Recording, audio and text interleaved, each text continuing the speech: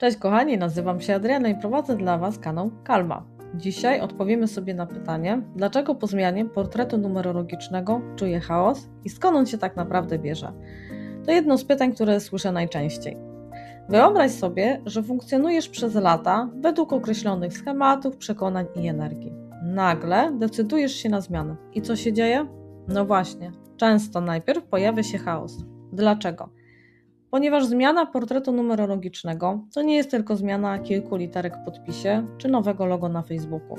To proces, który wpływa na wiele obszarów naszego życia. Zmienia się energia, którą wysyłasz do świata. Zmienia się to, jak postrzegają Cię inni, a często zmienia się też to, jak Ty sama zaczynasz postrzegać siebie. Tutaj zaczyna się cała zabawa.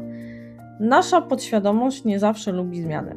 Czasem próbuje trzymać się starego porządku, tak jak dziecko trzyma się tego ostatniego cukierka. Dlatego mogą pojawiać się różne emocje. Może to być zmęczenie, frustracja, wkurzenie, rozdrażnienie. Czasem nawet może to być wrażenie, że wszystko nagle przyspieszyło. Masz wrażenie, że życie wrzuciło 5. bieg, a Ty nie pamiętasz, kiedy w ogóle wsiadłeś do samochodu? Spokojnie, to zdarza się częściej niż myślisz. Żeby mogło pojawić się coś nowego, coś starego musi odejść. Taki mały remont życia.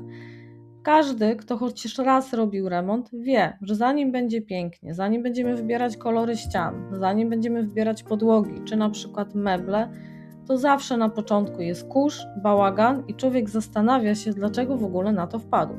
Podobnie jest tutaj. To właśnie z tego największego chaosu rodzą się największe zmiany. Pytanie, które słyszę zaraz potem brzmi, dlaczego to tak długo trwa?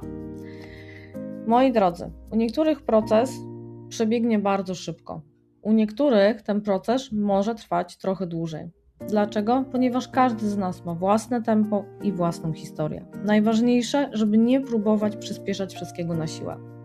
Daj sobie przestrzeń, daj sobie czas i pamiętaj, że łatwo jest zrezygnować na początku, właśnie wtedy, kiedy jesteśmy zmęczeni, sfrustrowani, wkurzeni, albo mamy wrażenie, że nic nie działa tak, jak powinno. Ale to właśnie wtedy powinniśmy zaufać procesowi. Pamiętacie słynne hasło? W końcu nie od razu Rzym zbudowano. Natomiast jeśli po zmianie nadal czujesz, że coś Cię przytłacza, nie rozumiesz tego, co się dzieje, albo potrzebujesz wsparcia, to koniecznie skontaktuj się ze mną. Pomogę Ci przejść przez ten proces w Twoim własnym tempie i pokażę narzędzia, które pomogą Ci odnaleźć spokój, nawet wtedy, gdy wokół panuje chaos. Jeśli jest coś, o co zawsze chciałeś zapytać, czy to w kontekście numerologii, relacji, emocji, czy to w kontekście własnej drogi, koniecznie zadaj to pytanie pod komentarzem, a może już w następny piątek to właśnie na nie odpowiem. Kochani, jeżeli chcecie być na bieżąco, koniecznie zasubskrybujcie mój kanał i zapraszam Was również do odwiedzenia mojej nowej strony internetowej. To wszystko na dzisiaj. Widzimy się w kolejny piątek i życzę Wam miłego dzionka.